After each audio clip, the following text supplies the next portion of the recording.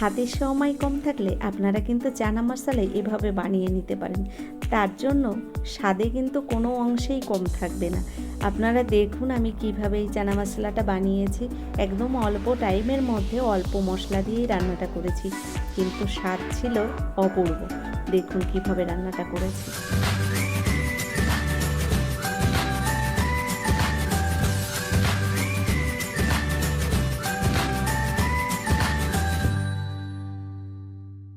আজকের রেসিপিটি তৈরি করার জন্য প্রথমেই দেখুন 500 গ্রাম কাবলি ছোলা বা চানা ছোলা, আপনারা যাই বলুন না কেন, আগের দিন রাত্রে ভিজিয়ে প্রেশার কুকারে 2টো সিটি দিয়ে নামিয়ে নিয়েছি। তার সঙ্গে কয়েকটা আলুও টুকরো করে কেটে নিয়েছি। এখানে দেখুন প্রথমে একটা মশলা রেডি করে নিচ্ছি। তার জন্য কয়েক টুকরো দারচিনি, 5 থেকে 6টা লবঙ্গ, 5-6টা এলাচ, আর তার সঙ্গে নিয়েছি 5 থেকে 6টা শুকনো লঙ্কা। একটু নেড়েচেড়ে ভেজে নিলাম। এবার এর মধ্যে দিয়ে দিচ্ছি দেখুন কয়েক টুকরো তেজপাতা। তেজপাতাগুলোকে আমি টুকরো টুকরো করে ছিঁড়ে দিয়েছি। এর মধ্যে এবার দিয়ে দিচ্ছি দেখুন 1.5 চামচ পরিমাণে রয়েছে ধনে। দিয়ে দিলাম ধনেগুলো এই মশলার মধ্যে। এবার দিয়ে দিচ্ছি এর মধ্যে প্রায় 2 চামচ পরিমাণে জিরে।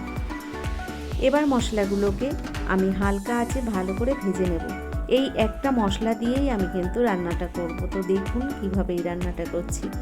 দেখুন মশলাটা আগে রেডি করে নিলাম। মশলাটা এখানে ভাজা হয়ে গেছে, তবে গ্যাসের ফ্লেমটাকে একদম কমিয়ে দিয়ে মশলাটাকে এভাবে ভেজে নিতে হবে যাতে মশলাটা পুড়ে না যায়। মশলাটাকে ভেজে নামিয়ে নিয়েছি। একটা কড়াই গরম বসিয়ে দিয়েছি গ্যাসের ওপরে। দিয়ে দিলাম কড়াইয়ের মধ্যে পরিমাণ মতো সর্ষের তেল। তেলটাকে ভালো করে নেড়েচেড়ে একটু গরম করে নিয়েছি। এর মধ্যে দিয়ে দিলাম একদম অল্প পরিমাণে একটু হলুদ গুঁড়ো, আর দিয়ে দিচ্ছি অল্প পরিমাণে লবণ হলুদটা দেওয়ার পরে এবার দেখুন যে আলুগুলো কেটে রাখা আলুগুলো ওই তেলের মধ্যে আমি ভেজে নিচ্ছি। তো এভাবে আমি আলুগুলোকে নেড়েচেড়ে ভেজে নেব। নমস্কার বন্ধুরা, আশা করছি হয়তো সকলেই ভালো আছেন। টিয়ার রান্নাঘর থেকে আমি তোমরা আজ নিয়ে এলাম একদম অনুষ্ঠান বাড়ির স্টাইলে চানা মশলা একটা রেসিপি নিয়ে। দেখুন কিভাবে এই রান্নাটা করেছি। একদম অল্প মশলায় অল্প টাইমের মধ্যেই রান্নাটা করে নিচ্ছি। আপনারা সঙ্গে থাকুন, দেখতে থাকুন, আশা করছি আপনাদের ভালো লাগবে। দেখুন আলুগুলোকে কিন্তু আমি লাল লাল করে ভেজে নিয়েছি। আলুগুলো ভাজা হয়ে গেছে, নামিয়ে নিলাম। ওই কড়াইয়ের মধ্যে আমি যে তেল রয়েছে ওই তেলেই রান্নাটা করব। বললাম প্রথমেই অল্প তেল মশলায় রান্নাটা করব। তেলের মধ্যে গোটা জিরে ফোড়ন দিয়ে দিয়েছি, সঙ্গে একটা তেজপাতাও দিয়েছি। এবার দেখুন দিয়ে দিলাম এখানে মিডিয়াম সাইজের একটা পেঁয়াজ কুচি। দেখুন পেঁয়াজ কুচিটাকে আমি একটু ভেজে নিচ্ছি, তবে এখানে কিন্তু পেঁয়াজটা আমি খুব একটা বড় ব্যবহার করিনি। দেখুন মিডিয়াম সাইজের একটা পেঁয়াজ নিয়েছি। পেঁয়াজটাকে একটু ভেজে নিয়ে এর মধ্যে দিয়ে দিচ্ছি 2 চামচ পেঁয়াজ, রসুন, আদা, কাঁচা লঙ্কা বাটা রয়েছে। তো এখান থেকে আমি 2 চামচের একটু বেশি নিয়েছি, প্রায় 3 চামচ পরিমাণে বাটা মশলা দিয়েছি। তো মশলাটাকে একটু ভেজে নিচ্ছি। দেখুন মশলাটাকে একটু ভেজে নেওয়ার জন্য এর মধ্যে অল্প পরিমাণে একটু জল দিয়ে দিয়েছি। তো স্কিপ করে গেছি আমি জল দেওয়াটা। দেখুন দিয়ে দিলাম এর মধ্যে স্বাদ অনুযায়ী লবণ আর হলুদ। এবার দিয়ে দিচ্ছি দেখুন 1/2 চামচ পরিমাণে রেড চিলি পাউডার।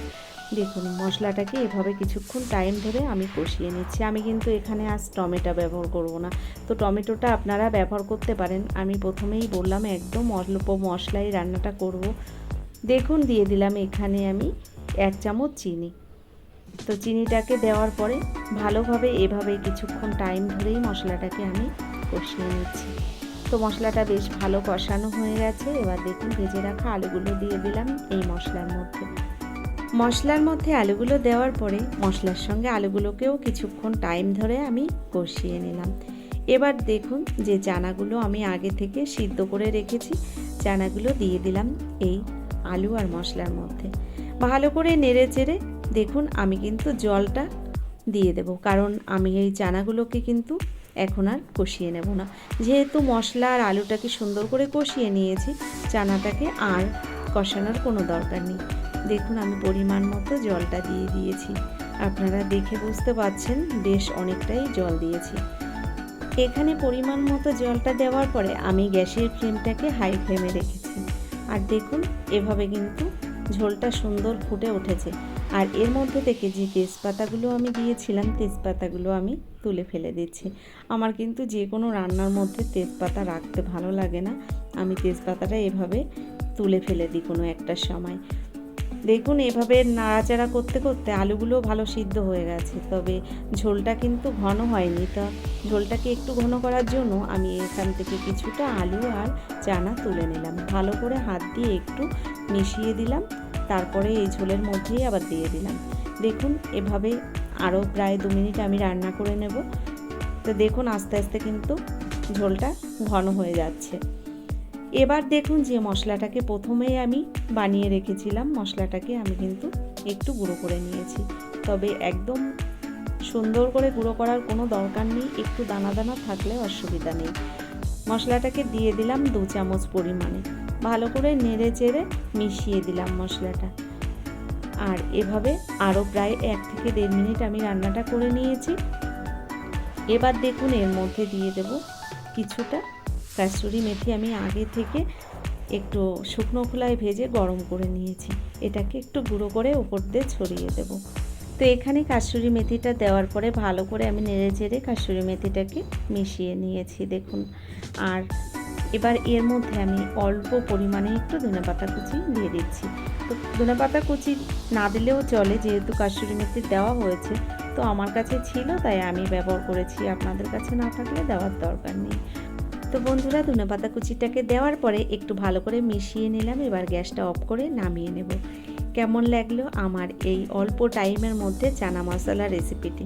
যদি আপনাদের এই রান্নাটি ভালো লেগে থাকে, ভিডিওটি দেখার পরে একটা লাইক দিয়ে, যারা এখনও চ্যানেলটিকে সাবস্ক্রাইব করেননি অবশ্যই আমার চ্যানেলটিকে সাবস্ক্রাইব করে আমার ভিডিওর পাশে থাকা বেল আইকনটি ক্লিক করে নোটিফিকেশানটা অল করে দেবেন।